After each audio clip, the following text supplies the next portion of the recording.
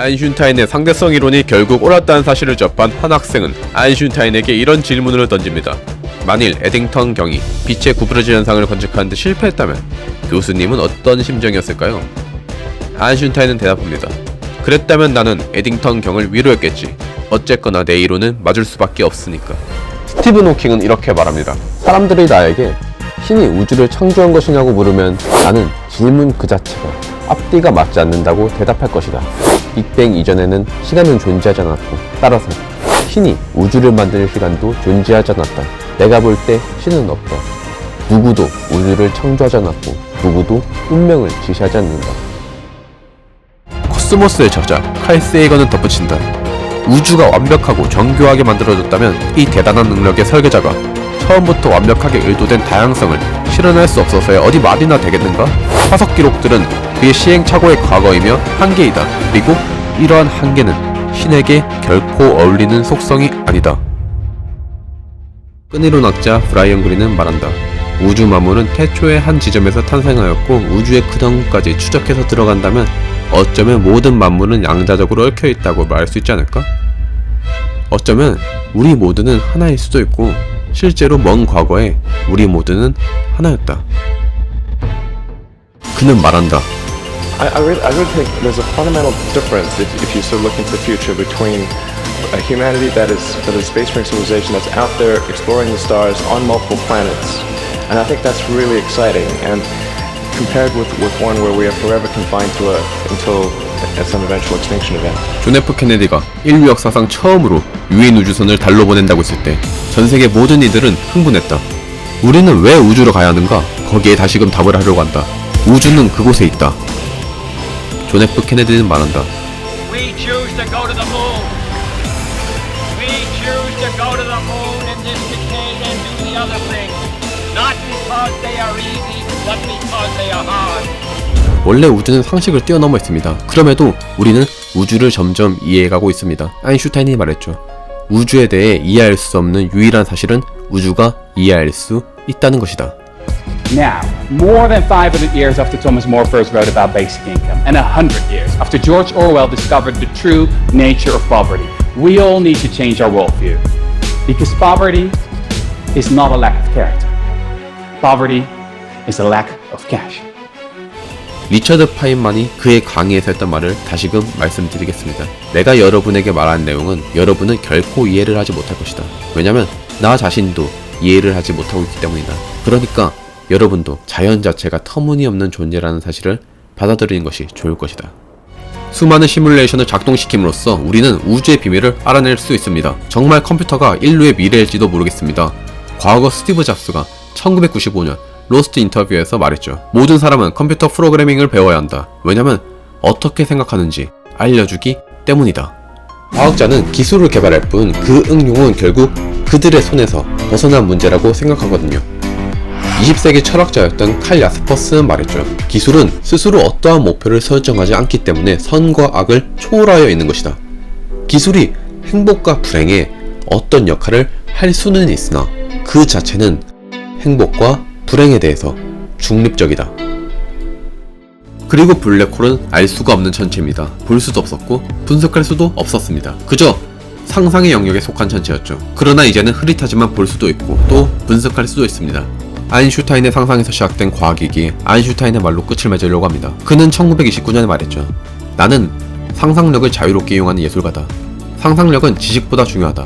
지식에는 한계가 있다. 그러나 상상력은 모든 것을 아우른다. 그러면 신은 어디서 왔습니까? 신은 왜 존재합니까? 저는 이 질문에 대해서 역사상 최고의 물리학자이자 제가 가장 존경하는 과학자 중 한 명인 리처드 파인만이 1988년에 했던 인터뷰 답변으로 답을 대신하고 싶습니다. 그는 말했습니다. 신은 미스터리를 설명하기 위한 발명품이다. 신은 인간이 이해하지 못하는 것을 설명하기 위해서 개발되었다. 인간이 모든 것을 설명할 과학을 찾아낸다면 더 이상 신은 필요가 없다. 저는 과학자의 책임에 대한 여러가지 질문에 영국의 분자생물학자인 루이스 롤버트의 말로 답을 대신하고 싶습니다. 도덕적이거나 윤리적인 결정을 내리는 것은 과학자가 아니다. 그들은 권한이 없다. 사실만 말하자면 과학자에게 사회적 책임을 묻는 것은 위험한 일이다. 실패를 거듭하는 우리가 해야 할 것은 다가올 기회를 위한 준비가 아닐까 하고요. 분명 계속해서 실패하겠지만 기회는 또 올 거예요. 그리고 기회는 실력 있는 사람이 잡는 거라고 하잖아요. 아무 준비도 하지 않고 있으면 내게 온 기회를 알아차리지 못합니다. 그러면 기회는 그냥 지나갑니다. 실패는 당신을 더 강하게 만들 겁니다. 2012년 노벨 생리학상을 받은 일본 교토대학교 세포연구소의 야마나카 신야는 말했습니다. 나는 실패 속에서 기회를 보았다. 지금 인간이 디텍트한 감마선은 은하의 중심에서 약 3만 광년을 달려서 우리에게 왔습니다. 즉 3만 년 전의 데이터죠. 우주는 낭만적인 학문입니다. 과학자들은 현재의 도구를 통해 과거를 분석합니다. 그리고 그 결과로 미래를 만드는 사람들이죠. 그들이 관측한 감마선은 3만 년 전에 방출된 아주 먼 과거의 빛입니다. 3만 년 전 우리는 호모사피엔스였습니다. 인류가 문명을 구축하기도 전에 만들어진 이 빛이 이제서야 우리에게 닿았습니다. 마치 우리를 기다리고 있었다는 듯 현재의 인류에게 은하의 중심에서 방출된 빛은 닿았습니다. 영국의 물리학자이자 수학자인 프리먼 다이슨은 말합니다. 우주에 대해 연구하면 할수록 마치 이 우주는 우리의 등장을 미리 알고 있었던 것 같다. 미국 최고의 물리학자이자 핵개발 프로젝트를 이끈 역사상 최고의 천재인 오펜하이머는 콜럼비아 대학 200주년 기념식에서 말합니다. 만약 어떤 사람이 우리와 다르게 세상을 본다고 말한다면, 우리가 추하게 여기는 것을 아름답다고 말한다면 아마도 우리는 불편해하고 대화를 하지 않을 것입니다. 그러나 이것이 우리의 약점이며 우리의 단점입니다. 지금 스마트폰에 들어가 있는, 또 컴퓨터에 들어가 있는 D램을 보면 당시에 비아냥대는 사람들은 무슨 말을 할까요? 영국의 시인이었던 윌리엄 브레이크는 말합니다. 지금 증명된 것들은 과거에는 상상에 불과했던 것들입니다. 우리는 분명 우주적인 차원에서는 작은 존재입니다. 그러나 1.4kg밖에 되지 않는 작은 뇌가 지금 여기까지 알아냈습니다. 그러나 여전히 많은 의문들이 남아있습니다. 그리고 과학자들에게 있어 무언가가 더 있다는 것은 더할 나위 없는 즐거움일 것입니다. 여러분, 발견할 것은 여전히 있습니다. 그리고 발견할 것이 있다는 것은 흥미를 이끌어낼 것입니다. 여러분의 하루를 흥미롭게 만들어주기 위해 만들어진 이 영상처럼 끝은 없겠지만 계속해서 발전할 것이고, 그래서 과학은 재밌습니다. 끝이 보이지 않기 때문이죠. 미국의 화학자이자 소설가인 아이작 아시모프는 말합니다. 과학에 있어서 가장 흥분되는 문장은 알아냈다가 아니라 이거 재밌는데 이다. 나도, 여러분도 모두 따지고 보면 같은 고향을 가지고 있습니다. 같은 곳에서 왔습니다. 그러면 어떻게 우리 같은 생명체가 우주에 태어나게 된 걸까요? 잘 모르겠습니다. 아직은 아무도 모릅니다. 그러나 이거 하나만은 분명합니다. 우주 팽창을 처음으로 확인했던 에드윈 허블은 말했습니다. 우리는 우리가 왜 이 세상에 나타나는지는 알 수 없지만 이 세상이 어떤 식으로 이루어졌는지는 알아낼 수 있다.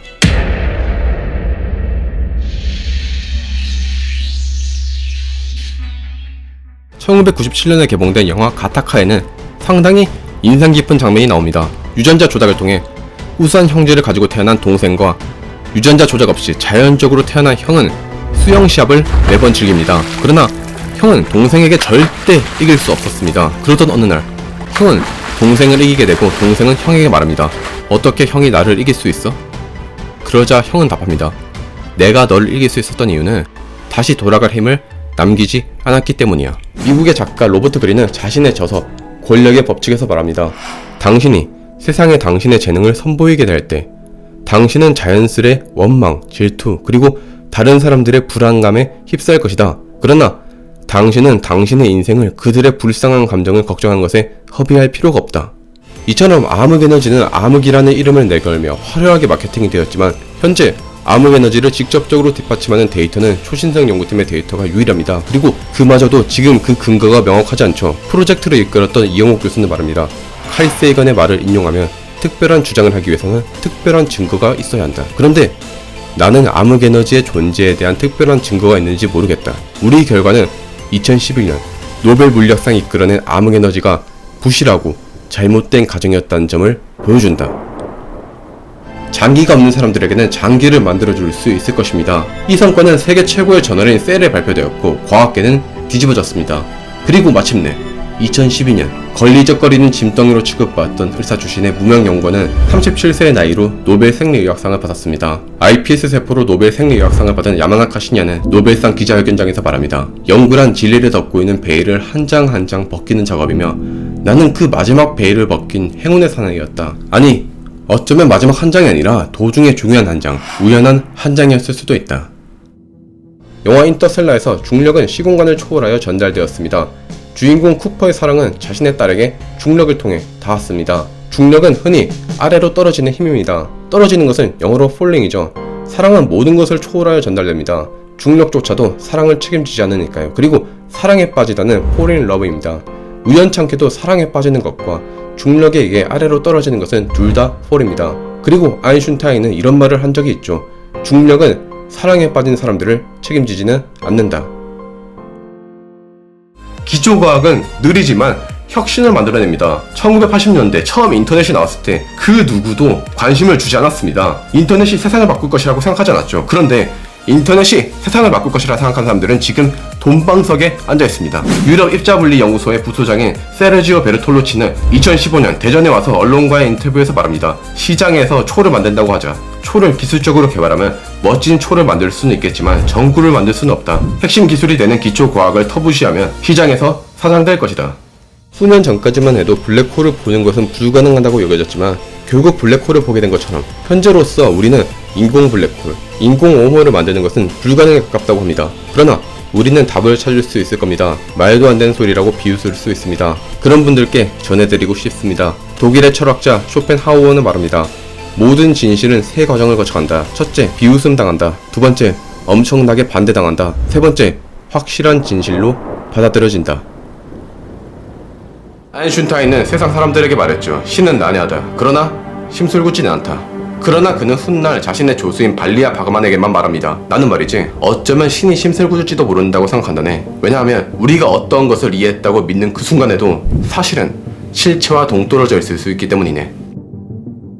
일반 상대성 이론과 양자역학을 결합을 시켜야지만 시간여행이 가능합니다. 실제로 영화 인터스텔라에서 주인공의 딸인 머피는 모든 물리 법칙을 통합한 중력 방정식을 만들고자 했고 블랙홀의 데이터를 받음으로써 풀어냈죠. 그리고 그 이후 세상은 바뀌었습니다. 즉 우리가 끈을 휘게 하든 웜홀을 발견하는 그 순간 먼 미래에서 미래인들이 웜홀을 타고 우리의 시간으로 올지도 모르겠습니다. 끈이론학자 브라이언 그린은 말했습니다. 결국 타임머신을 만들지 못한 채 속절없이 흘러가고 있는 지금의 시간은 훗날 수많은 과학자들의 궁금증을 자아내는 미지의 시간이 될 것이다. 이화여대의 석좌교수 최재천 교수는 말합니다. 진리는 우리가 만들어 놓은 학문의 경계, 사고의 경계를 전혀 상관하지 않고 존중하지도 않습니다. 진리는 제 마음대로 돌아다니는데 우리는 경계를 정해놓고 진리가 오길 기다리고 있습니다. 경계를 허물어야 합니다. 그것이 우리 미래의 경쟁력입니다. 전기자동차 기술을 일론 머스크가 처음 만든 게 아니잖아요.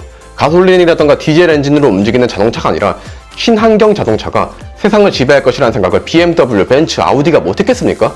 그들은 알고 있었지만 적극적으로 뛰어들지 않았습니다. 결국 세상을 바꾸는 건 흔해 빠졌지만 아무도 하지 않았던 전기자동차에 뛰어든 일론 머스크였습니다. 구글의 CEO 레리 페이지는 항상 구글을 경영하며 다음의 원칙을 주장한다고 합니다. 훌륭한 아이디어는 더 이상 훌륭해지지 않을 때까지 언제나 미친 아이디어다. 그런데 외신들은 새로운 것이 발견됐다는 사실에 주목하지 그들의 국적은 신경 쓰지 않습니다. 왜냐고요? 과학은 인류 전체에 속하는 지식이며 뛰어난 발견이 국가의 이름으로 기억될지언정 인간 사회를 발전시키는 것은 결국 과학의 국경이 아닌 과학 지식 그 자체니까요. 그렇기에 외신들도 스핀 구름이 입증됐다는 사실에 초점을 맞출 뿐 연구 주체가 한국인이라는 사실에는 크게 막 포커스를 맞추지 않습니다. 루이 파스테르가 1876년에 건배사로 했던 말을 전해드리려고 합니다. 과학엔 국경이 없다. 왜냐면 지식은 국경이 아닌 인간에게 속하고 세계를 비추는 등불이기 때문이다. 오늘 날씨가 어떨까 생각만 해도 날씨를 가르쳐주고 게임을 하다가 아 배고프네 한마디만 해도 내가 오늘 먹고 싶은 음식을 알아서 배달 앱으로 주문해줄 수도 있을 겁니다. 컴퓨터의 아버지 앨런 투링은 미래의 작은 컴퓨터를 가지고 다닐 것이라고 생각했지만 당시에는 농담 수준으로 치부됐었죠. 지금 우리 손에는 모두 작은 컴퓨터가 있습니다. 앨런 투링은 약 70년 전 말했습니다. 미래의 사람들은 작은 컴퓨터를 가지고 공원에서 산책하며 말할 것이다. 아침에 내 작은 컴퓨터가 재밌는 농담을 말하더라.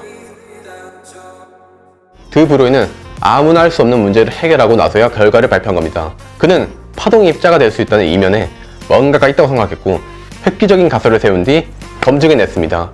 MIT의 연구 역시 마찬가지일지도 모릅니다.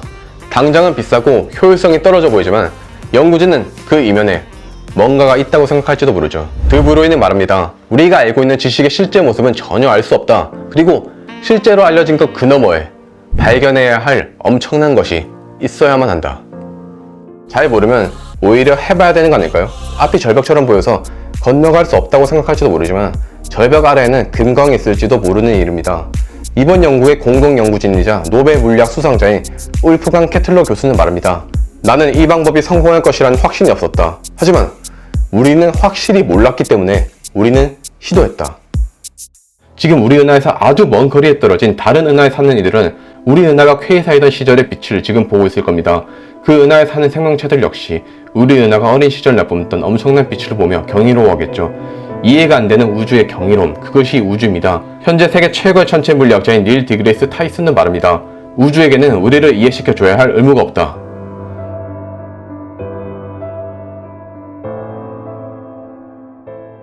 누구나 영상을 올릴 수 있는 기회가 있는 세상이고, 그 기회를 잡고 노력한 사람을 폄하하고 깎아내리기보다 그 사람의 노력을 벤치마킹의 대상으로 삼고 도전하는 게 훨씬 낫습니다. 나는 재능이 없다고요? 철학자 니체는 아침노래에서 말합니다. 천무적인 재능이 없다고 비관할 필요는 없다. 재능이 없다고 생각한다면 그것을 습득하면 된다. 삼성전자 종견 회장이자 반도체 신화를 만들어낸 반도체의 최고이자 고노현 회장조차도 말합니다. 10년 후 미래를 예측한다는 것은 0% 가능성에 가깝습니다. 10년 전에 제가 예상했던 반도체 산업의 미래는 지금의 모습과 완전히 다릅니다. 10년 전의 예상이 완전히 틀렸다는 뜻이죠. 국민들의 기본 지식 수준이 높은 나라일수록 공공도서관이 아주 잘 되어 있습니다. 그런데 현재 출판사들은 질 높은 학술지를 발표한다는 명목 아래 논문 개재료로 엄청난 돈을 받고 또 연구자들의 논문을 수십 달러의 가격에 판매하고 있죠. 일반인들은 쉽사리 접근하기 어려운 가격입니다. 카자흐스탄 출신의 연구자 알렉산드리아 엘바키아는 사이허브를 개발하여 4,700만 건의 논문을 무료로 제공하고 있습니다. 그녀는 대학원생 시절 원하는 논문에 접속할 수 없다는 한계를 느끼고 사이허브를 개발했죠. 그녀는 말합니다. 모든 지식은 널리 확산되고 공유되어야 한다. 오늘과 같은 연구들이 지금 당장은 큰 의미가 없어 보여도 하나하나 쌓여가며 언젠가 소재에서도 일본을 제치는 초석이 될지도 모르겠죠. 당장은 양산화도 어렵고 굳이 더 높은 성능의 LED가 필요한가? 여기에 대한 확답을 제시하기는 어려울지도 모릅니다. 모든 것이 처음부터 잘 될 수는 없는 법입니다. 인텔의 창립자인 고든 무어는 말합니다. 나는 처음에 인텔이 메모리 부품을 교체하는데 어려움이 매우 많았던 것이 기억난다. 결국 우리는 가격과 성능을 모두 잡는 데 성공했지만 모든 것이 처음부터 잘 됐던 것은 아니다. 천동설이 반박된 뒤 지동설이 제시되었고 정상 우주론이 반박된 뒤 빅뱅 우주론이 제시되었죠. 20세기 당시 아인슈타인과 함께 최고의 석학으로 평가받던 닐스 보어는 말합니다. 올바른 주장의 반대는 잘못된 주장이다. 그러나 심오한 진리의 반대는 다시금 심오한 진리일 수 있다.